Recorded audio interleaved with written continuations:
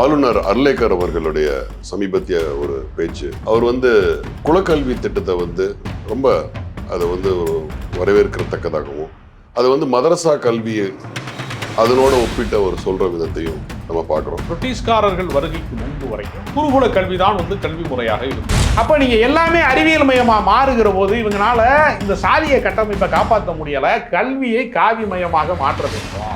செருப்பு தைக்கிற மையம் செருப்பு தான் தைக்கணும் சொன்னா செருப்பாலேயே அடிப்பாங்க. அதுதான் ஜனாதனம், வேற ஒண்ணுமே கிடையாது. இங்க மதம் சார்ந்து, இனம் சார்ந்து, நிறம் சார்ந்து, சாதி சார்ந்து மக்களை பிரிக்க கூடாது.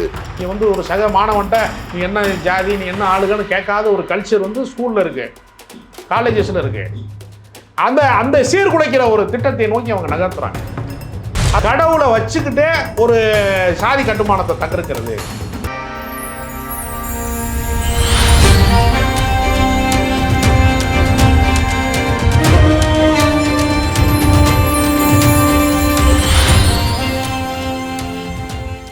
வாகை தமிழ் நேயர்களுக்கு வணக்கம்.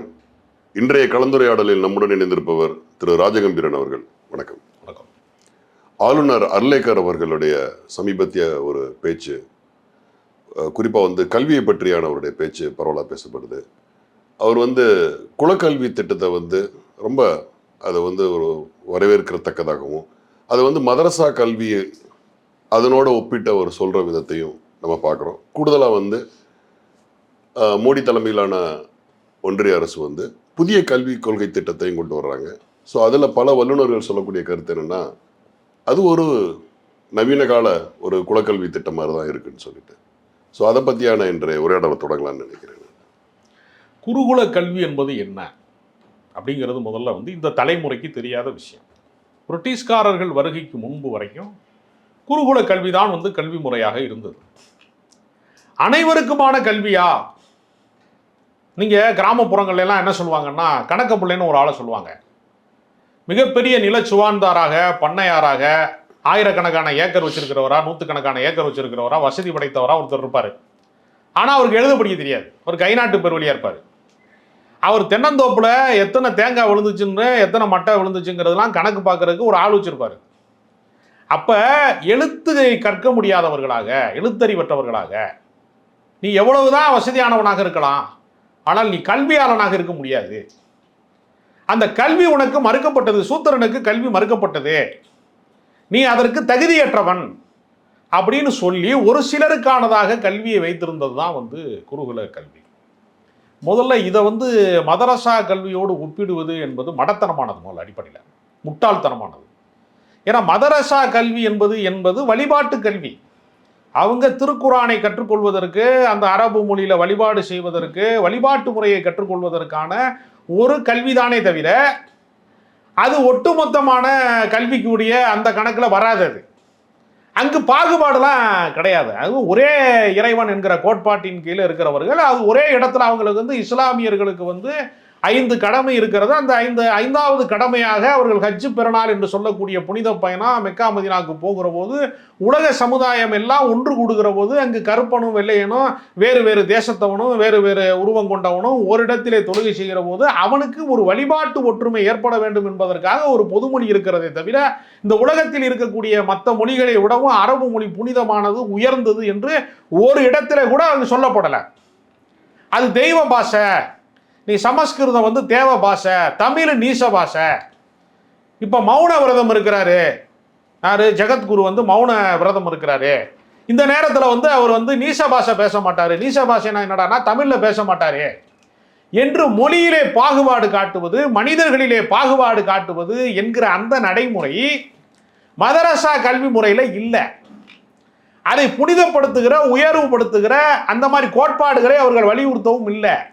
இது எதுக்குன்னா, ஒரு மத துவேஷத்தை முன்வைத்து அவங்கெல்லாம் இன்னும் மதரசா கல்வியை கற்றுக்கிட்டு இருக்கிறாங்க, நம்ம இந்து பாரம்பரியத்தை விட்டுட்டோம் அப்படின்னு சொல்றதுக்கு ஒரு மத உணர்ச்சியை தூண்டுவதற்கான வாய்ப்பாக ஒரு உயர்ந்த பொறுப்பிலே இருக்கிறவர்கள் ஒரு வெறுப்பு அரசியலை விதைப்பதற்கு ஒரு வாய்ப்பாக இதை பயன்படுத்திக் கொள்கிறார்கள். அப்படி இதை ஒப்பிட வேண்டிய அவசியமே கிடையாது.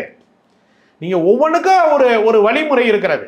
இப்போ நீங்கள் உலகத்தை இணைப்பதற்கு ஒரு பொது மொழியாக நம்ம ஆங்கிலத்தை கற்பிக்கிறோம், பல இடங்களில் கற்றுக் கொடுக்குறோம். ஏன்னா இன்னைக்கு ஒரு புதிய கண்டுபிடிப்பு வருது, புதுசாக ஒரு செல்ஃபோனில் ஒரு அப்டேட் வருது, திடீர்னு வந்து ஏஐயில் வந்து ஒருத்தன் வந்து நம்ம ஒரு சக மனிதன் மாதிரி ஒருத்தன் பேசுவதற்கு ஒரு ஆப் கண்டுபிடிக்கிறாங்க. அது வந்து பேசுது, நம்மளோடய பேசுது, பதில் சொல்லுது. இப்போ கூகுளில் நம்ம தேடுறத அது வந்து காட்டுது. அதுக்கு பதிலாக அது பேச ஆரம்பிச்சிருச்சு. இப்போ ஒரு நவீன தொழில்நுட்பம் வந்து வளர்ச்சி அடைகிறது, செயற்கை நுண்ணறிவு வளர்ச்சி அடைகிறது. இந்த வளர்ச்சியை எதன் வழியாக தெரிந்து கொள்ள முடியும்? சீனாக்காரன் கண்டுபிடிச்சானா நான் சீன மொழி கற்றுக்கிற முடியுமா? ஜப்பான்காரன் கார் கண்டுபிடிக்கிறான், நான் ஜப்பான் மொழியை கற்றுக்கிற முடியுமா?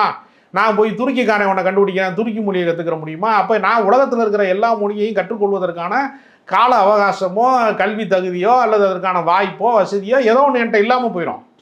அப்போ இந்த உலகத்தை இணைப்பதற்கென்று ஒரு பொது மொழியாக ஆங்கிலம் இருக்குது, அதில் எழுத்து கம்மியாக இருக்குது.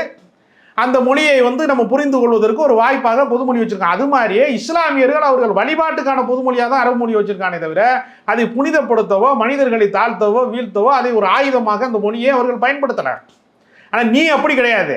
கோவணத்தை வச்சு போடணும் குருகுல கல்வியில், நீ இந்த சாதிக்காரன் தான் உள்ளே வரணும், நீ வந்து அப்படின்னு நீ வந்து எப்படி கர்நாடக இசையை அக்ரஹாரத்திற்குள்ளே அடைத்து வைத்திருக்கிறார்களோ அது மாதிரி கல்வியையும் அடைத்து வச்சிருக்கான். அப்போ அதை வந்து தகர்த்தது யார் அப்படின்னு பார்த்தீங்கன்னா பிரிட்டிஷ்காரன் வந்ததற்கு பின்பு தான் அது தகர்க்கப்பட்டது. எல்லாருக்குமான பள்ளிக்கூடங்கள் திறக்கப்பட்டது.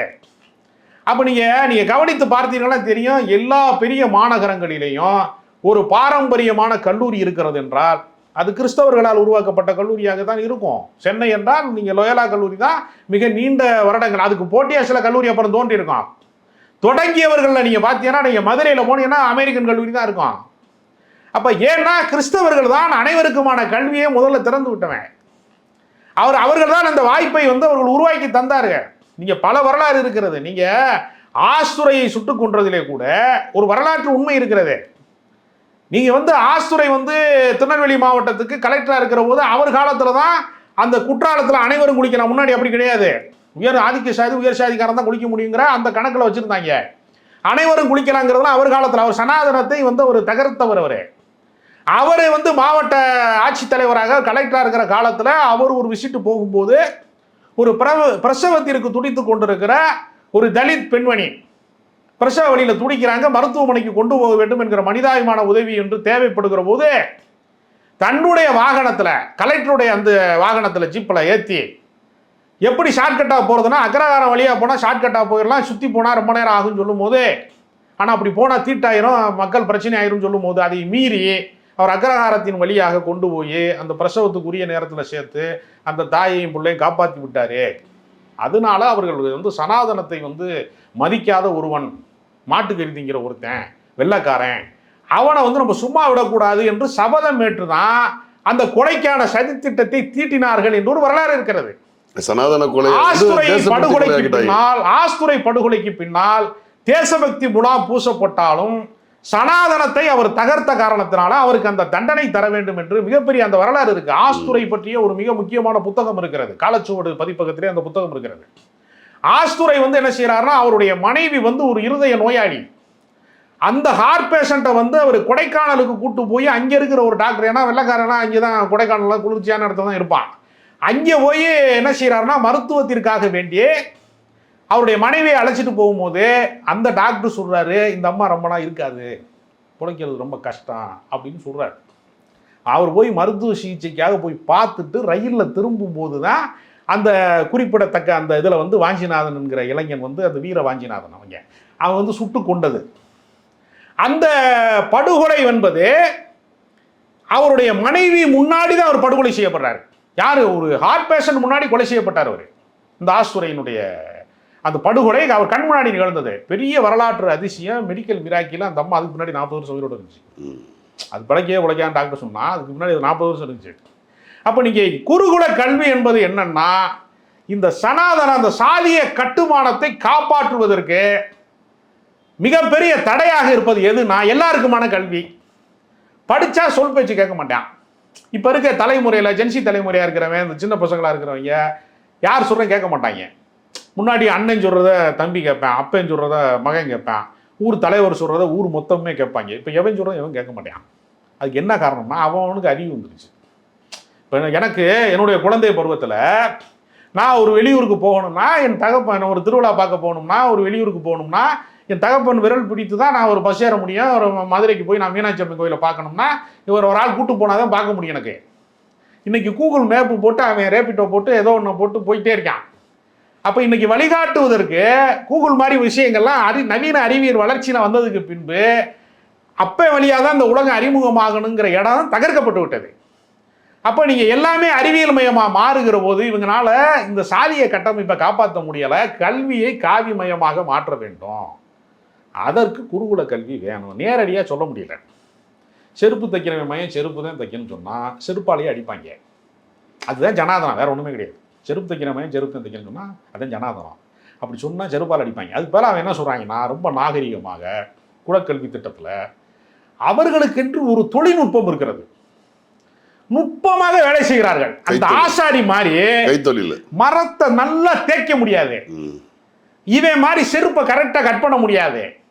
அவனுக்கு ஒரு பாரம்பரியம் இருக்கிறது. அந்த பாரம்பரியம் வந்து இந்திய பாரம்பரியம். அவன் இந்து பாரம்பரியம் சொல்ல மாட்டான், அங்கே மட்டும் இந்திய பாரம்பரியம்.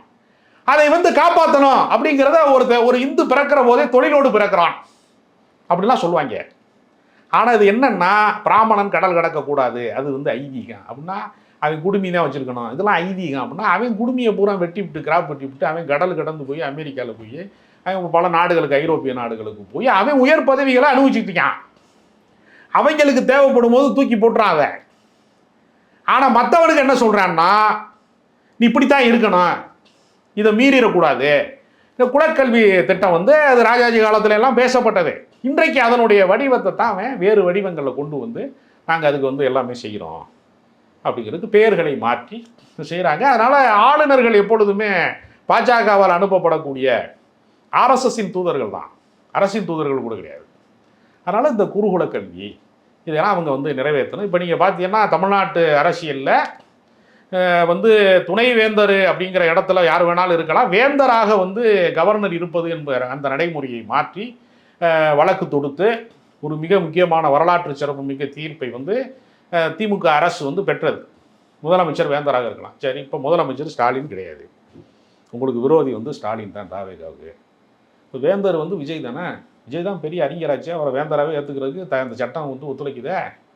அந்த பேரறிஞரே வேந்தராக இருந்துட்டு போகிறாரே, அதை மறுபடியும் அங்கே போய் யூஜிசியில் ஆளை வந்து வேற ஆளை சேர்க்கலாம், மத்திய அரசினுடைய பிரதிநிதித்துவம் இங்கே வரலாம் என்று சொல்வதன் வழியா குறுக்குச்சால் ஓட்டி கல்வி திட்டங்களிலே ஊடுருவதற்கான அந்த கேட்டவங்க திறந்து விட்டாங்க. இதை வந்து எல்லாரும் அன்புமணி ராமதாஸ் கண்டித்திருக்கிறார், பல தலைவர்கள் அதை கண்டிச்சிருக்கிறாங்க. இப்போ என்ன ஆகி போச்சுன்னா, நேரடியாக பாஜக எதிர்ப்பு என்கிற அரசியலை வந்து தமிழ்நாட்டில் கணன்று கொண்டிருக்கிற நெருப்பாக இருக்கும் போது தாவேகாவும் வழியாக கொள்ளைவாசல் வழியாக இந்த மாநிலத்துக்கு எதிரான எல்லா திட்டங்களும் அந்த கேட்டு வழியாக வரும்போது நான் தாவேகாவை தாங்க ஆதரிக்கிறேன், பாஜகவை இல்லைங்கன்னு சொல்கிறதுக்கு முற்போக்காளர்களுக்கு ஒரு முகமூடி கிடைத்திருக்கிறது. தாவேகான ஒரு முகமூடி கிடைச்சிருக்கு. இதை வைத்துக்கொண்டு மத்திய அரசாங்கம் எதையெல்லாம் செயல்படுத்தணும்னு நினைக்குதா அதை பூரா இவர்கள் வழியாக செயல்படுத்துவதற்கான ஒரு நடைமுறை திட்டத்தை நோக்கி நகர்றாங்க. நான் என்ன கேட்குறேன், திமுக ஆட்சியில் இந்த மாதிரி ஒருத்தர் பேசுகிறாரு குருகுல கல்வினா எதிர்ப்பை தெரிவிப்பார்கள். இப்போ நம்ம தான் கத்திட்டு கிடக்கான், யாருமே பேசலை. தலைவர்கள் பேசணும்ல, தலைவர்கள் குரல் கொடுக்கலையே. சனாதன எதிர்ப்பு போராளி என்று சொல்லிக் கொடுக்குற தலைவர்கள்லாம் பேசவே இல்லையே. அப்போ பேசாமல் இருக்கிறதுக்கு என்ன காரணம்? கூட்டணி தர்மம் காரணமா?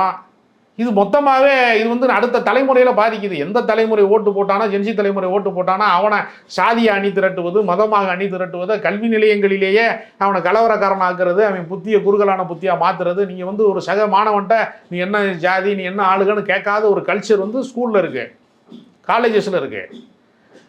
அந்த சீர்குலைக்கிற ஒரு திட்டத்தை நோக்கி அவங்க நகர்த்துறாங்க. அது அர்லேக்கர் ரொம்ப சிறப்பாக பேசுகிறார். கண்டிக்க வேண்டிய இடத்துல யாருமே இல்லை. அவன் வந்து இப்போ நீங்கள் வந்து மீராவின் ஒரு கவிதை இருக்கு, வெடிகுண்டு சாலை அருகே வந்து ஒரு தீப்பந்தத்தோடு செல்லுகிற ஒரு அறியாத சிறுவனை போல நான் உன்னிடத்தில் வருகிறேன், ஒரு காதல் கவிதை இருக்கு. அதனால இப்போ வந்து மிகப்பெரிய தமிழ்நாட்டுக்கு பேர் ஆபத்தாக இருக்கக்கூடிய பிரச்சனைகளில் பூராமே மிக மௌனமாக அதை கடந்து போய் திமுக தீய சக்தியை, திமுக ஒழிச்சிட்டா அந்த நாட்டில் வந்து எல்லாமே நல்லா வந்துருங்கிற ஒரு பொய் பிரச்சாரத்தை கட்டவிழ்த்து விட்டுட்டு அடிப்படை பிரச்சனை, மேகதாது பிரச்சனை, இந்த மாதிரியான கல்வி காவிமயமாகிற மாதிரியான அடிப்படை பிரச்சனைகளை பற்றி பேசாமல் கடந்து போகிற இடத்துல வெடிகுண்டு சாலை அருகே தீப்பந்தத்தோடு போகிறது மாதிரி இந்த அரசு அறியாமையில் இருக்கிறதா இல்லை அயோக்கியத்தனமாக இருக்குதா? இன்னும் ரெண்டு கேள்வி இருக்குது.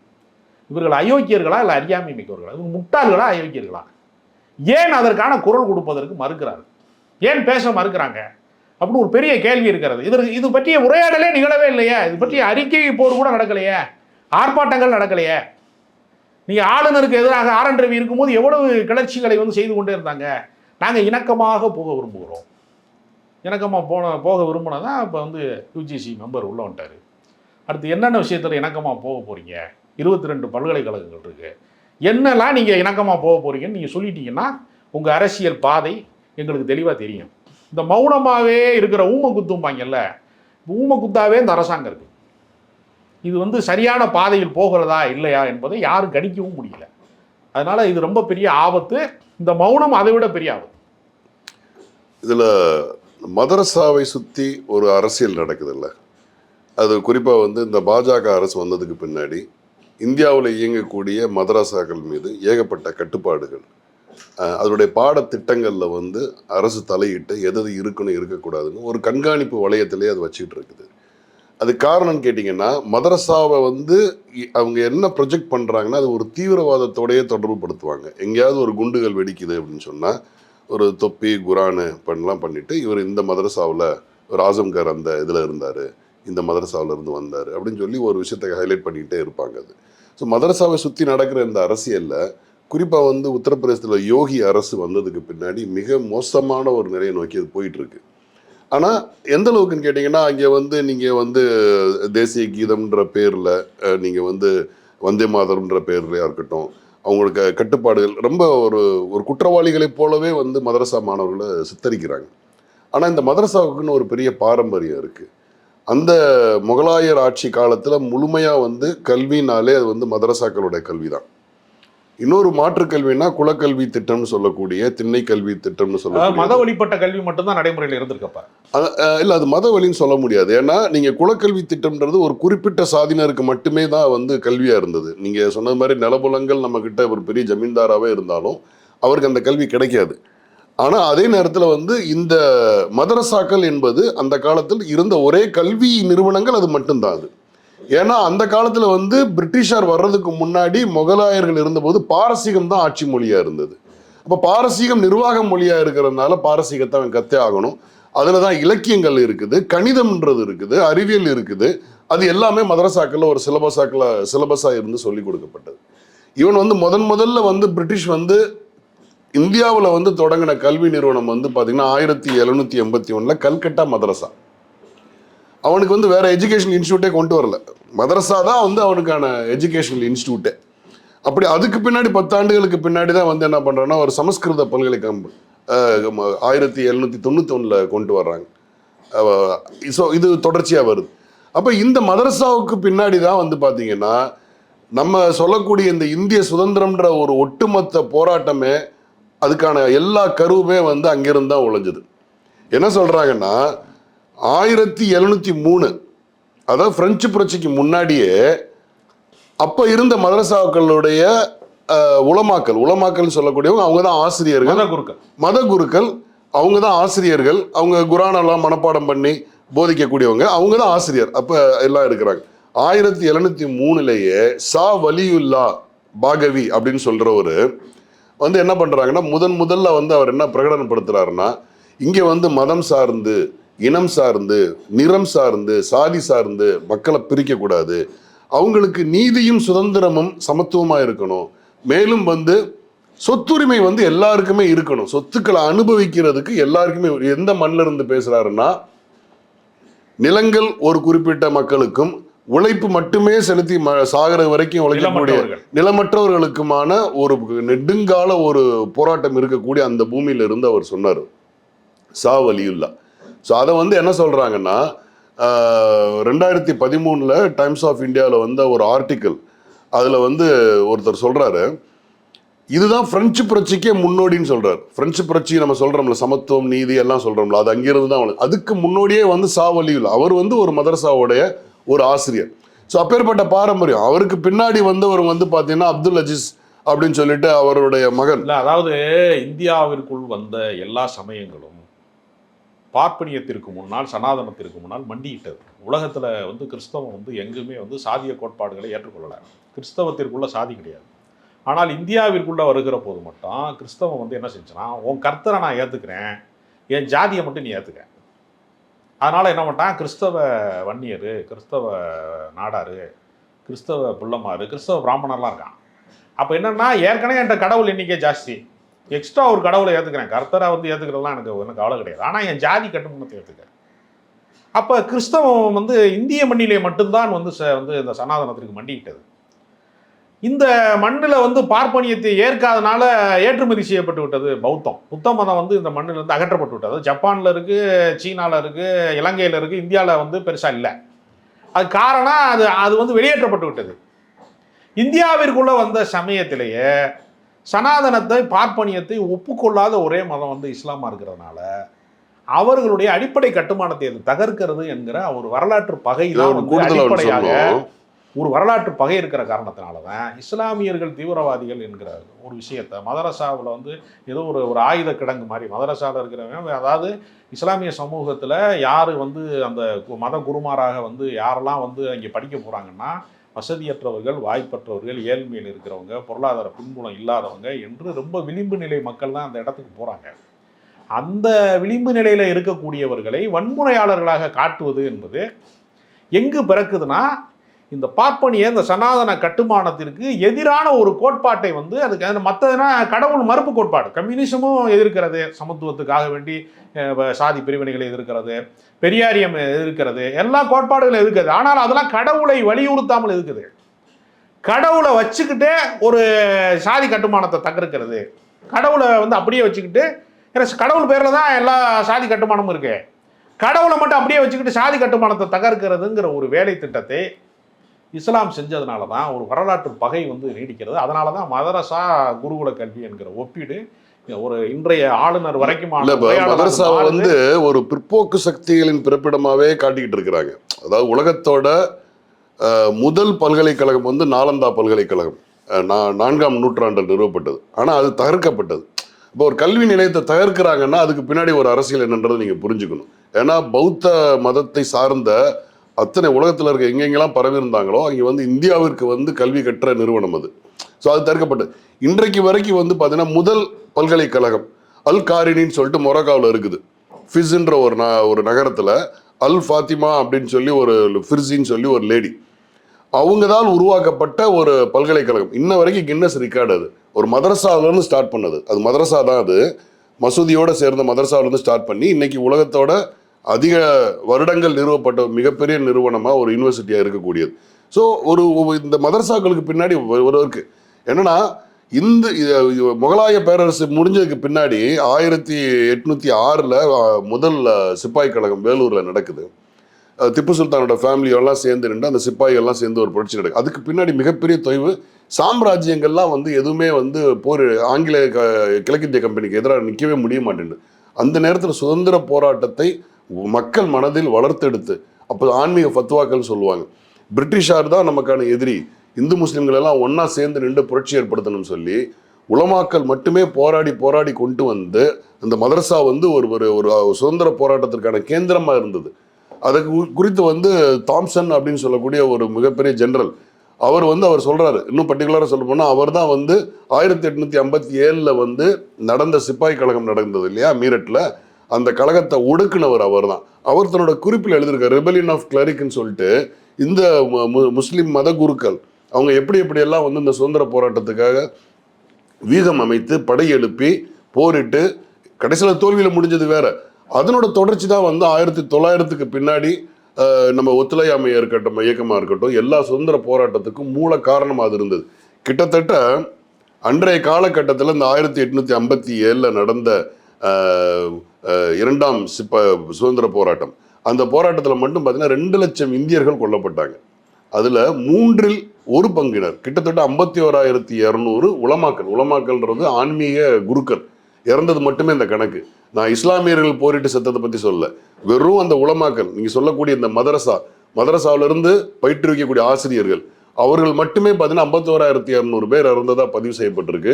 குறிப்பாக டெல்லி வீதிகளில் அங்கே இருக்கக்கூடிய புளிய மரங்களில் 500 உலமாக்களை வந்து தூக்கில் போட்டு தொங்க விட்டாங்க. ஸோ இப்போ ஏற்பட்ட ஒரு பெரிய பாரம்பரியம் மிக்கது தான் வந்து மதரசாக்கள். அதை வந்து இன்னைக்கு வந்து அதை வந்து ஒரு தவறான ஒரு பிற்போக்கு சக்திகளோட பிறப்பிடமாக வந்து நீங்கள் காட்டுறதா இருக்கட்டும், அதை வந்து குலக்கல்வி திட்டத்தை ஒப்பிடுறதா வந்து இதுக்கு பின்னாடி மிகப்பெரிய ஒரு சதி இருக்குது. வரலாறு என்றைக்குமே மறைக்க முடியாது. கண்டிப்பாக வந்து அது ஒரு நாள் எழுந்து வரத்தான் செய்யும். நன்றி, வணக்கம்.